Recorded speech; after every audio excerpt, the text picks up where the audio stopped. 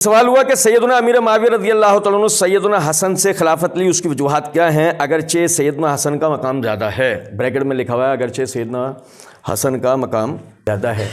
اچھا دیکھیں وہ امیر لفظ پھر دوبارہ یہاں لکھا ہوا ہے، وہ یاد رکھیے گا جو میں نے ابھی تھوڑی دیر پہلے آپ کو بتایا ہے، بھائی نے جیسے لکھا میں نے ویسے پڑھ دیا ہے، لیکن یہ لفظ خالصتاً ان کے لیے استعمال نہیں ہوگا، سب صحابہ کے لیے ہوگا جو خلفائے راشدین ہیں۔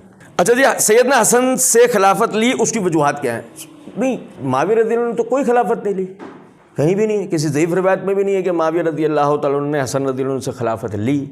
ہاں، حسن رضی اللہ تعالیٰ عنہ نے ان کو خلافت تفویض کی ہے۔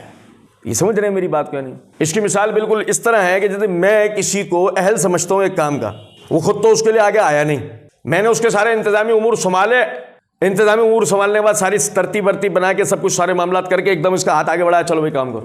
سمجھے ہیں بات کو؟ اب چاروں ناچار اس کو کرنا پڑے گا یا نہیں؟ اس نے کرا، یہ تھا وہ پورا معاملہ۔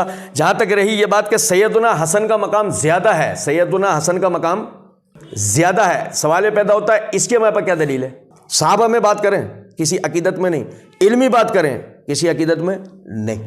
اگر آپ صحابہ کی ترتیب میں بات کریں گے تو اس کی آپ کے پاس کیا دلیل ہے کہ حسن رضی اللہ عنہ کا مقام زیادہ اور معاویہ کا کم ہے؟ ہاں، یہ سمجھیں اس بات کو کہ حسن رضی اللہ تعالیٰ عنہ کا مقام اس اعتبار سے زیادہ ہے کہ نبی اکرم صلی اللہ علیہ وسلم نے اسی واقعے کو لے کے نام لے کر فرمایا، میرا یہ بیٹا حسن، میرا یہ بیٹا سید ہے، سردار ہے، امت کے دو گروہوں کے درمیان، مومنین کے دو گروہوں کے درمیان صلح کروائے گا۔ یہ حدیث ہی واضح کر دیتی ہے، یہ حدیث ہی ان کی فضیلت کو صاف کر دیتی ہے کہ حسن رضی اللہ عنہ اپنی ذات کے اندر ایک سردار تھے، اور یہ لقب ان کو کس نے دیا؟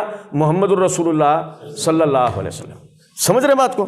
اچھا پھر یہاں ایک اور چیز بھی ذہن میں رکھیے گا کہ حسن رضی اللہ تعالیٰ عنہ کا مقام آپ نے معاویہ رضی اللہ عنہ سے زیادہ، اس سوال کے اندر جس بھی بھائی نے یہ تحریر کیا اس نے لکھا، یہ ہمارے ذہنوں میں رہنا چاہیے، آگے جا کر ہم یہ بھول جائیں گے۔ آگے کوئی سوال ایسا آنے والا ہے جہاں یہ ہمارا اپنا کیے ہوئے سوال کو ہم بھول چکے ہوں گے شاید۔